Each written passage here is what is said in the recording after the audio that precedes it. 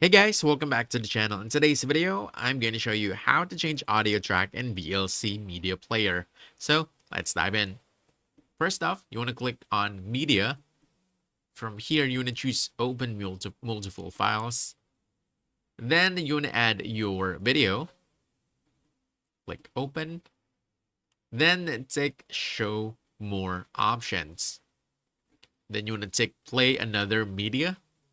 Then hit Browse.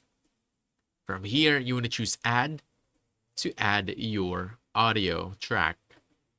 Hit Open, then select, then Play.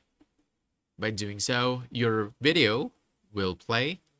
But to change the audio of this video, you want to right-click anywhere on the video, choose Audio, Audio Track, then finally, you want to choose your audio track, which is track number 2, and that is usually the case.